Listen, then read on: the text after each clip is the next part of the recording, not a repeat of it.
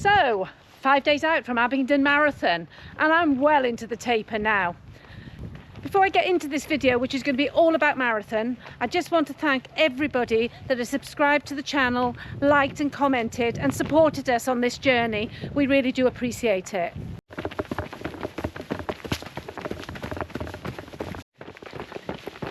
This will be marathon number 30 for me, and I can honestly say that marathon week never gets any easier. It's always the hardest week for me. Is it the hardest week for you? Do you find that week really difficult because everything has cut down and maybe your normal routine has changed slightly? Anyhow, let's get into what this video is about, which is how my training's gone, what kit I'm going to wear, how I'm going to fuel, and what my strategy is going to be on the day.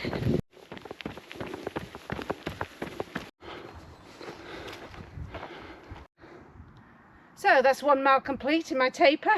You may ask, why 1 mile? Well, it just keeps the legs moving, and as I said earlier, when your routine changes actually makes it really difficult. So at least doing something, it's almost just like a movement break really, and gets me out in the fresh air. So marathon training, what has gone well during this block? Yes, well, let's have a look at it. So I've done 16 weeks of marathon build-up, which has been quite a long period of time, but I felt that by doing 16 weeks it gave me a block of time, as you know, over the summer where I could do some specific threshold work. So what has gone well? I can say that in that 16 weeks I've hit every single workout that's been set, and I would also say that my peak mileage was pleasing. I managed to get up to 3 times 70 mile weeks, which is really good at this stage in my life. You hit every workout. You must have had a really fantastic coach setting those sessions. I did, yeah. He set some really good sessions for me. Can you recommend that coach to anybody? Particularly like masters runners who are looking to improve and stay competitive? Absolutely. Get in contact if you want a good coach. So work in education, as well as what went well, we need our even better ifs. Yes, so there's always going to be those, aren't there? So personally, I don't feel I did enough marathon specific work. And there's a reason for this, obviously. I'm now 61 years of age and recovery is not as quick as it used to be. So it was a matter of weighing up doing the extra marathon specific work, or basically doing the miles I needed to be able to have time on feet. So it very much was a plan adapted for my needs. Yes? Yeah, there's a phrase that goes around: better 10% undertrained than 1% overtrained. Seeing as this is your debut for Welsh Masters, the main thing was to get to the start line fit and fresh. Yeah, and I would say I am fit, I am fresh. Well, I hope to be by Sunday. I'm still feeling a bit leg heavy at the moment, but as I said, this last week is the difficult one. Maranoia sets in, and you have to manage that really well. Paranoia strikes deep into your life, it will creep. You know that song? Comment below. So any races during that time? Yeah, I did 3 races during that time. One of them was a 10k race, the Knutsford 10k. I probably wouldn't have done that race, but it was actually a prize from last year, so I felt that obviously it'd be a nice thing to go back and do.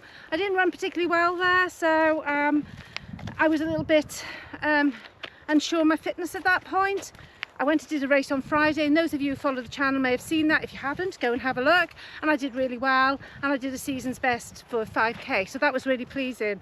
Obviously 5k and 10k is not a predictor of marathon performance, but to be able to run a season's best over 5k is actually still a confidence booster. So I'd give my training 8 out of 10. Good. So let's move on to your race day kit. What will you be wearing on the big day? Oh yes. So obviously I'm going to be wearing the Welsh Masters vest for the first time. I'm really looking forward to that. I feel very proud to be able to put that on. So yes, that will be going on. I'll also be wearing some decathlon shorts. They are, I think they're trail shorts actually, but they've got loads of pockets in the side. They've got that waist pocket around them. So basically you can get everything and the kitchen sink in them. So that takes us down to there. What about below there? So below there, I've decided to wear, obviously I'll wear a pair of socks, but I've decided to wear the Pro 2s. So again, I made a video on what shoes to wear, and if you've not seen that, go and have a look. There was a choice of 5 different pairs, and I was really unsure of whether to wear the Pro 3s, the Alpha Fly 3s, or the Pro 2s again, which I've worn for my past 3 marathons. So I've decided to go with the Pro 2s because I know them, and I just think I need to be safe. Protect what you have before reaching out for more. And I'm sure I'll wear the other ones for lots of other races anyhow. Let's not fall at this point. Yes, good idea. 5 days out from a marathon, let's walk over here.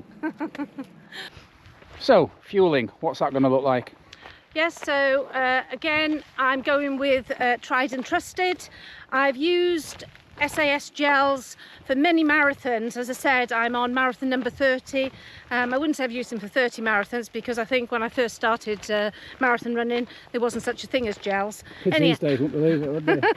Anyhow, so yeah, SAS gels are the chosen gels, but I'm going with the Beta Fuel ones.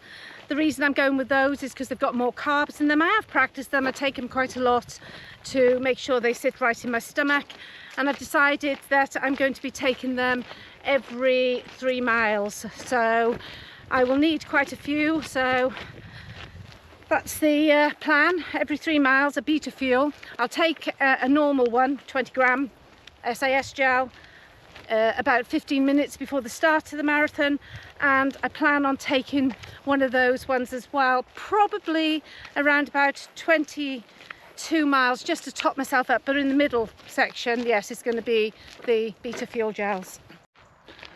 So that's the race itself. What about pre-race carb loading? Yes, so pre-race carb loading, I'm not scientific about how much I take on board. I don't measure my food per my body weight.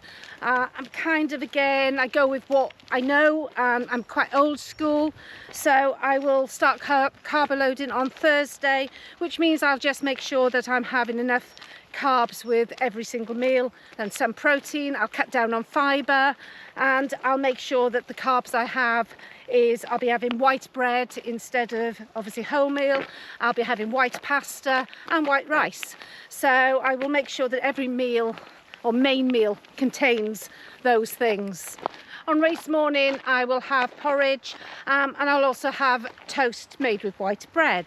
I'll also probably have 500 mils of SIS Go, I think it's energy powder drink.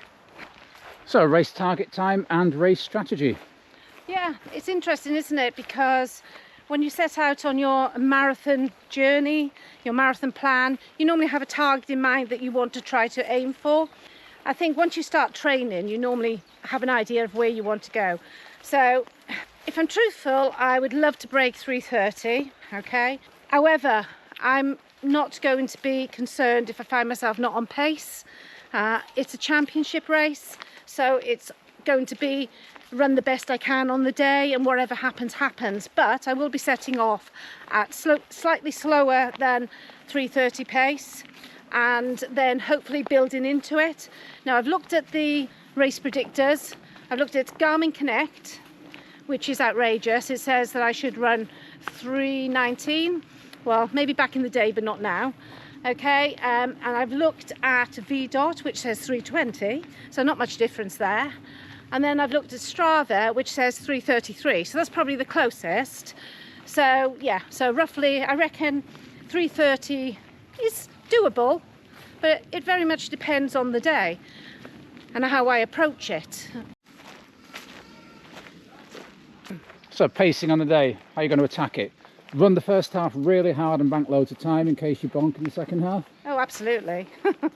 No, as I said, I'm going to set off at slightly slower than 8-minute miling, which is 3:30 pace, 5 minutes per kilometre pace. So that's it for our non-UK viewers. So yeah, a bit slower than that, and I'll probably run that for about 3 miles just to get a feel for how the marathon's going, what my legs feel like. And you normally know by, I think, about 3 miles whether your legs are feeling that pace then. So yeah, it's a matter of just see how I feel, and then if I feel okay, I'll start inching it up slightly.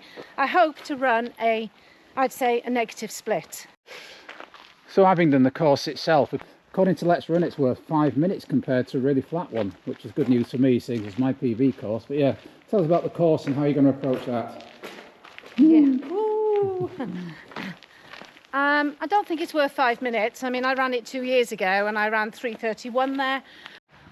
Yeah, so the course is largely flat. It's 3 loops, sort of 1 small loop and 2 large loops, and then a bit of out and back. There's also a little bit of trail. It's not a lot, obviously, because it's a road marathon, but it is enough sometimes just to throw your pace a little bit. A bit like this, isn't it? Yeah. You end up sinking down into it. Yeah. And if it's wet, it might actually get a little bit slippery as well, a bit muddy. So the quicker I go over that bit, the better.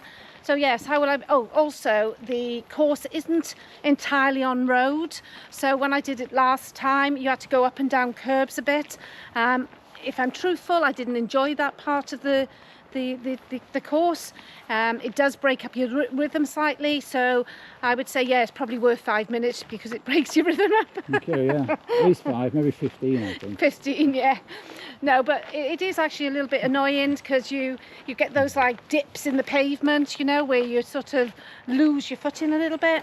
Anyhow, that it is what it is, isn't it? So we just have to accept and do the best we can. So I should just run it, basically relax and run it. That's what we do.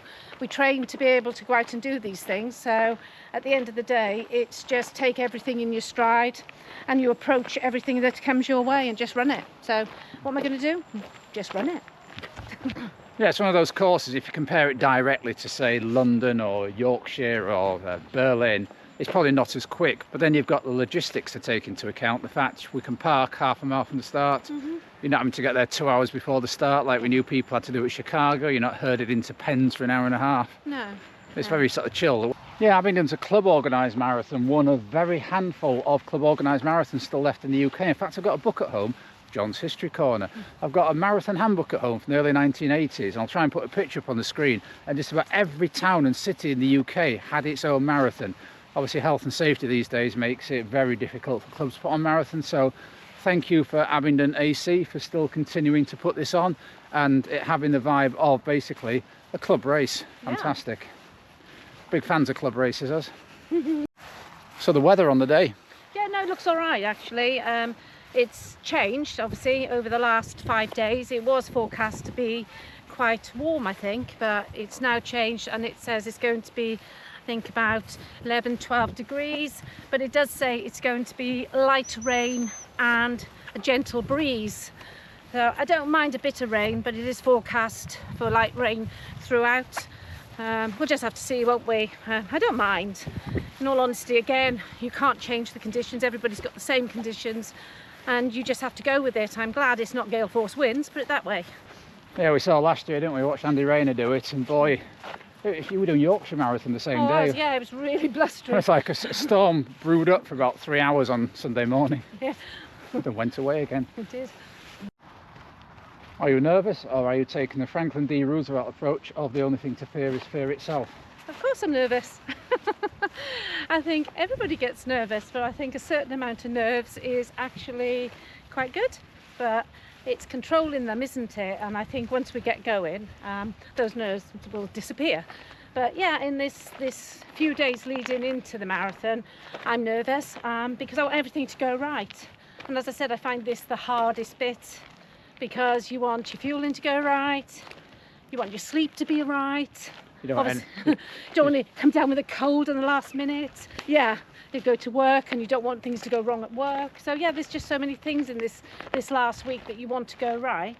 So, and that I think leads to a little bit of being nervous. And then obviously for the marathon itself, the marathon's a beast at the end of the day. And it's a ridiculous distance. That's why people do it. I've had many that's gone really well, and I've had the few that hasn't, you know, and obviously I want it to go well. So all that remains is to get these final few days right, and I'll see you on that start line. That's if you're running it. If you're not running it, metaphorically, you'll see you on the start line. Literally she'll see you on the start line. If your energy runs, go and follow him. Bod runner. So obviously there will be a race video coming out next week. If you want to see that, please subscribe to the channel. And if you've enjoyed Dawn's journey towards Abingdon, please give this video a like. So until next time, keep on keeping on. Keep on keeping on.